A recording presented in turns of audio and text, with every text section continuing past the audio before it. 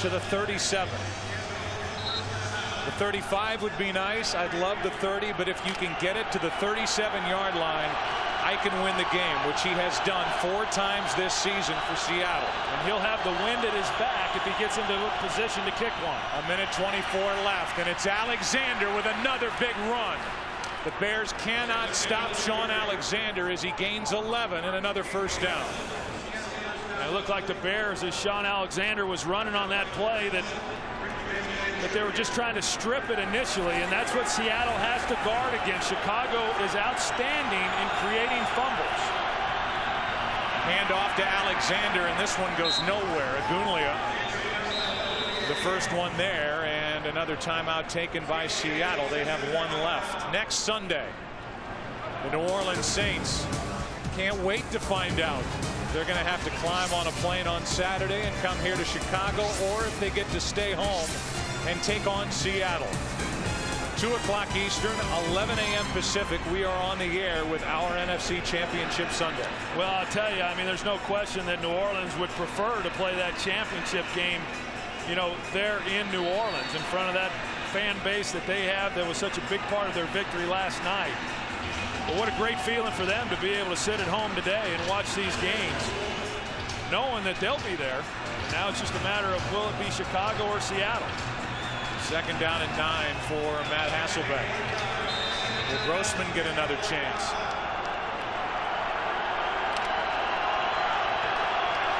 .54 seconds left.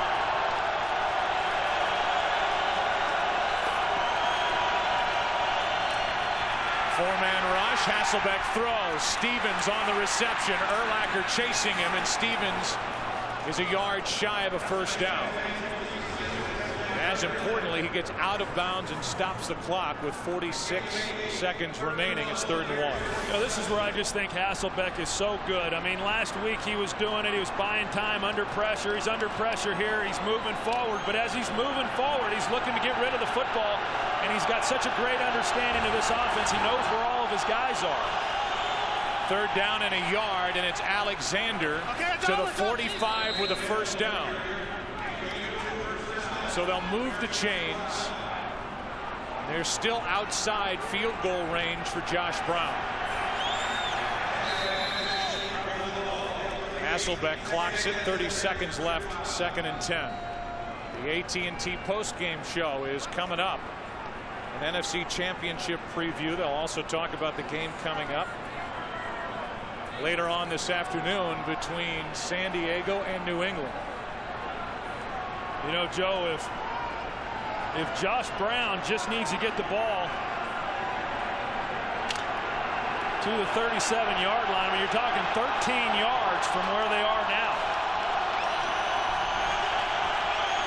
2nd down and 10.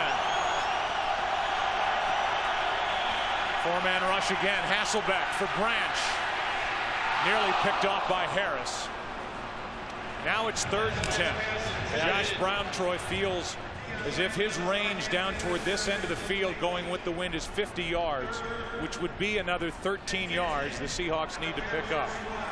You know, we see the play there. Chris Harris trying to make a play on that ball. I'm not sure exactly what Matt Hasselbeck was trying to do. They had double coverage there on Deion Branch. In fact, when Hasselbeck let it go, it looked like he was just throwing it away. That blue line indicates where the Seahawks would have to get it to give Brown a chance to equal his career high. But on this type day, he thinks his range is 50 yards. Hasselbeck, Tank Johnson with the sack. And the clock will continue to run. And we appear headed to overtime here in Chicago. And it's Tank Johnson, with all that he's been through here in the second half of the season, who got through and wrapped up Hasselbeck for the sack. Yeah, Hasselbeck had some time. Give a little credit to the defensive secondary as well, covering them up pretty good on the back end and giving time for Tank Johnson to get there and make the sack. Chicago took the timeout, and if they're willing to take the timeout now, they wasted a lot of time in letting the clock wind down. They'd love to give Devin Hester a chance to do something here spectacular at the end of regulation. It is 4th down for Seattle. So some big defensive plays from each side here late in the 4th quarter. Well, you can do one of two things. If you're Seattle, you can throw the Hail Mary, which would be my guess as far as what they're going to try to do now. Yep. And so Chicago took the timeout. And in essence, they give Seattle a chance for the Hail Mary, and Hasselbeck throws it away, and we go to overtime.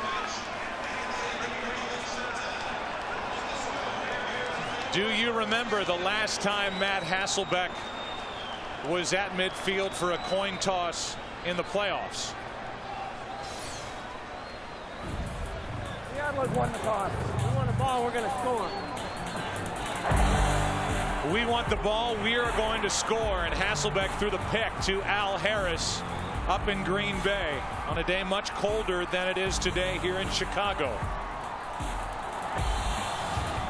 The 0-3 NFC wildcard weekend, Seattle at Green Bay, and that return by Al Harris won it for the Packers. Same coin. The emblem represents heads. That's heads. Hasselbeck's not even out there now. It's tails. You won the toss. So Seattle wins the toss, and they receive the opening kickoff of this overtime period. And the records all time for these two franchises in overtime. Extra action here in Chicago. OT when we come back.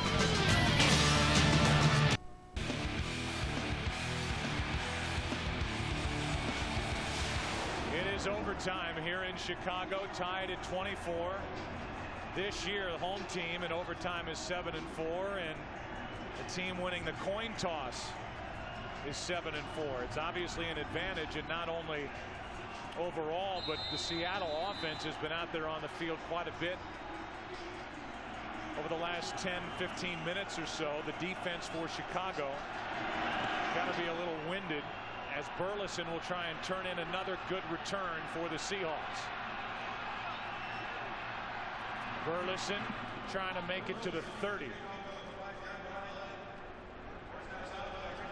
And he got there. That's where Seattle will start with it. And Hasselbeck just left the field, and there's his day. 17 of 31 with one interception that he threw to Ricky Manning Jr.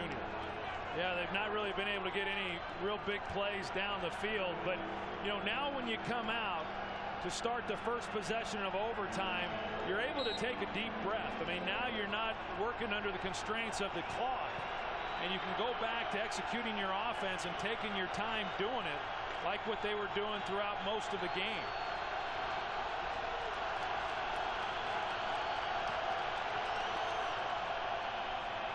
Alexander, another big run. He picks up 10 and has enough for a Seattle first down out across the 40. And like they did to start the game, Seattle opens up with 3 wide receivers, tries spreading out this Chicago defense, but they take it right up the middle. Again, this is an area of this defense where Seattle did not feel that they would have much success running the football.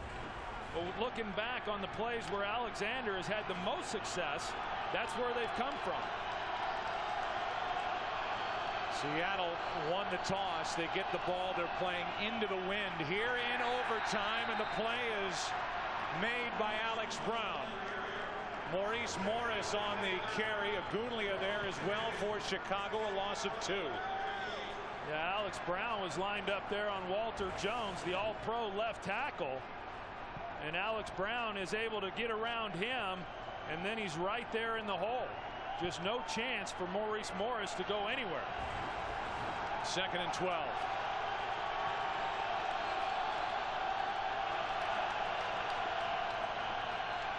Hasselbeck drops it to Will Heller. Heller is out to the 48. He's 2 yards shy of a first down. Briggs and Urlacher on the tackle for Chicago. 3rd and 2. Good job there by Matt Hasselbeck. They again spread them out. They want to get vertical routes down the field. In doing that, Chicago's got to turn and run with those guys, not wanting to force anything down the field. Hasselbeck then able to find Heller underneath for a pretty good game. It's good for 10.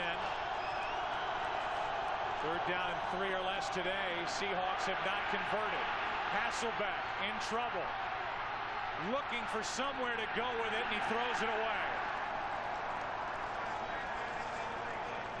Chased by Ian Scott all the way. It's 4th down. Well, Hasselbeck was able to buy some time. This is on the other side of the field with Darrell Jackson, but no one was able to work back to Hasselbeck to create a place for him to go with the football. Bobby Ingram turns around, but he doesn't get any separation, and all Hasselbeck can do is just throw it away. Plaquemire to punt. The dangerous Devin Hester waiting for Chicago.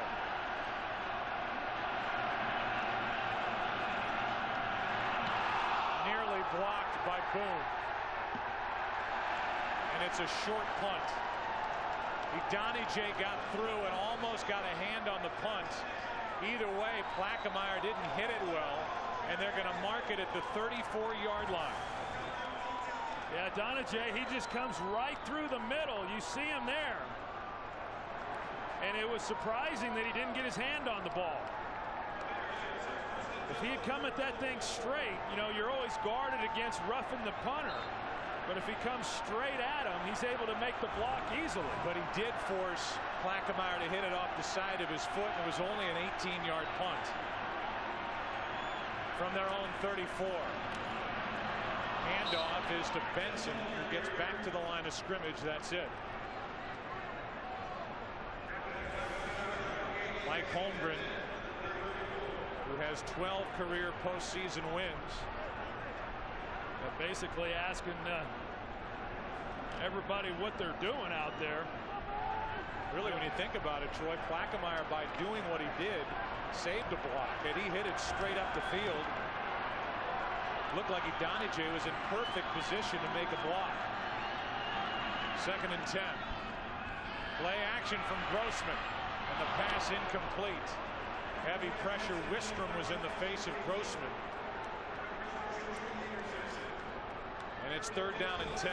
You know, Wistrom's been able to get back there a couple times now off of play action and roll him out. Here comes Wistrom on a little bit of a twist move inside and forces Grossman to get rid of it a little bit earlier than what he wanted to. You can tell, you know, when you get into sudden death overtime, every play becomes extremely important. Both quarterbacks a little bit guarded as far as how much risk they're willing to take. It's 3rd down and 10. Grossman steps up and hits Rasheed Davis. Biggest throw in Rex Grossman's career, right there to Rasheed Davis for 30 yards on 3rd and 10. Rasheed Davis, he's just running right up the seam. You're going to see him. And Rex Grossman knew immediately where he was going with the football. They were in a single high safety look. And knowing that's what you're getting defensively, Rex Grossman knew Rasheed Davis was going to be exploiting that hole and put it right on him. The Bears are about 5 yards away from the spot where Robbie Gould believes he needs the ball to be to have a shot. This ball comes out. Now they're saying that Benson was down. They're ruling down by contact at the 35-yard line. The Seahawks come up with a ball, but the early indication was down by contact. That's the call on the field. But remember, this year that is reviewable. It is 2nd down.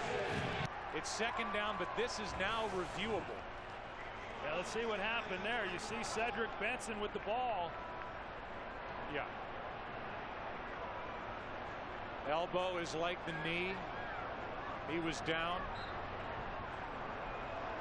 And that's what forced the fumble. That was a good call, even though Seattle came away with it. Robbie Gould felt his range going in this direction was a 50-yard try, which is 3 yards from this spot. And Benson is there. It's 3rd down. Well, I think this 3rd down play here is here is going to be a pretty interesting call for Ron Turner, the offensive coordinator. And, you know, do you run the ball and not take any chances and then trust that you can make the field goal from this position, or do you try to pick up the first down by throwing it? It would be a 50-yard try from here. The career long for Gold is 49. Not so sure they don't try to get Rex outside the pocket, maybe give him a run pass option. It's 3rd and 5. There's Rex outside the pocket, throwing it away. And for the next moment, the Bears' opportunity to host the Saints next weekend in the NFC Championship game rests on the right foot of Robbie Gould.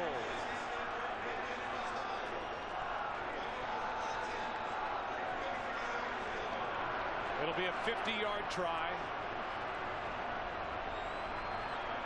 They're going to mark it just inside the 40. So officially 49 yards.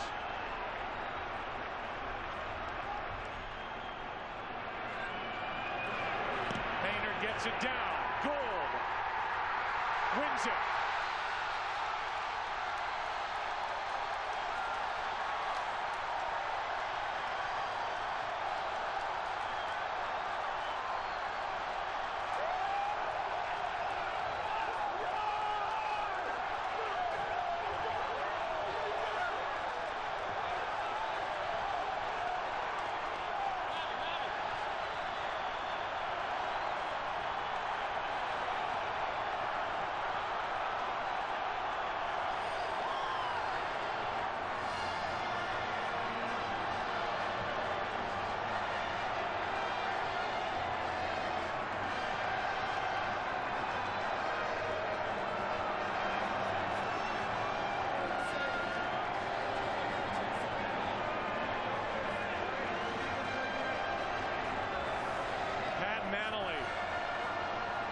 The long snapper, Maynard, put it in position, and Robbie Gould sends the Bears to the NFC Championship game.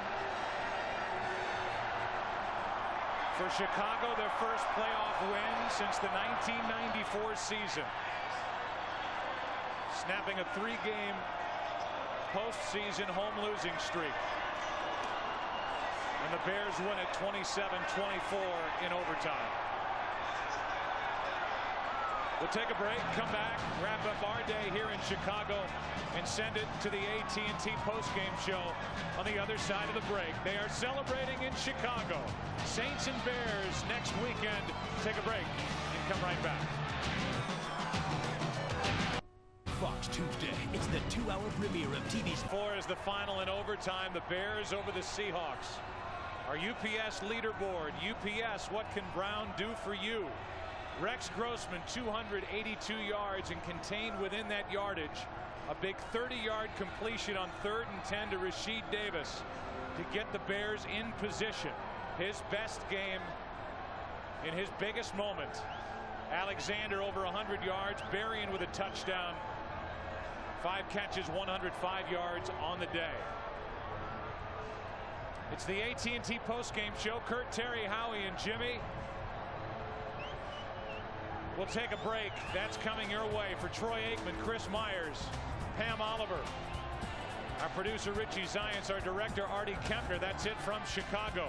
Gold good from 49 yards. And the Bears are in the NFC Championship next weekend.